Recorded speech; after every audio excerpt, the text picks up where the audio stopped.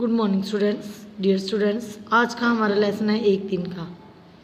यह एक कविता है जो श्री अयोध्या सिंह उपाध्याय हरिओध ने लिखी है। हरिओध उनका उपनाम है।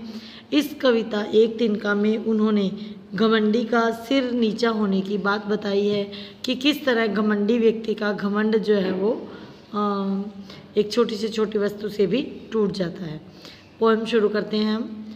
मैं घमंडों में भरा ऐंठा हुआ, एक दिन जब था मुंडेर पर खड़ा, अचानक दूर से उड़ता हुआ, एक तिनका आँख में मेरी पड़ा।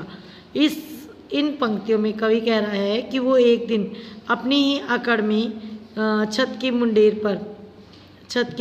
मुंडेर पर खड़ा था और बड़े अकड़ से वो खड़ा हुआ था।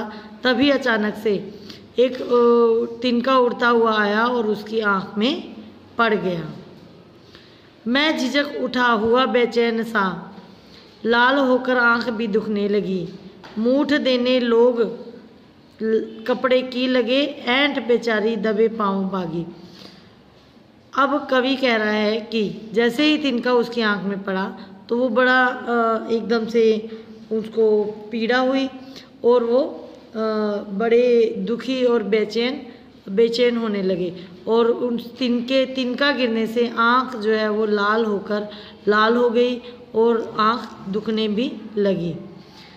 जब वो बेचैन हुआ तो अन्य लोग उसकी सहायता के लिए आए और वो कपड़े की मूठ बनाकर कपड़े का एक गोला सा बनाकर उसकी आँख पर लगाने लगे ताकि उसे आराम आ जाए। ऐसे समय में कवि को अनुभव हुआ कि उसकी अकड़ जो है वो ढीली पड़ गई है, कि वो एक छोटे से तिनके से अपनी रक्षा कर पाने में असमर्थ है। उसे एक छोटे से तिनके से बचने के लिए भी लोगों की सहायता लेनी पड़ रही है। जब उसके दिमाग में ये बात आई तो उसका घमंड जो है वो सारा निकल गया। जब किसी ढब से निकल तिनका गया, तब समझने यूँ मुझे ताने दिए। ऐंठता तो किस लिए इतना रहा, एक तिनका है बहुत तेरे लिए।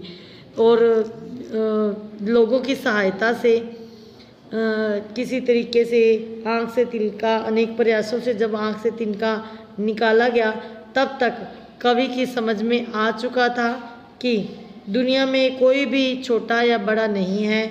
और जो व्यक्ति स्वयं पर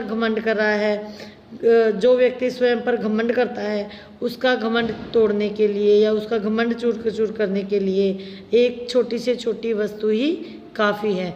जिस प्रकार एक छोटे से घास के तिनके ने कवि का घमंड जो है वो तोड़ दिया, उसी प्रकार इसलिए हमें किसी भी वस्तु को छोटा या बड़ा नहीं समझना चाहिए।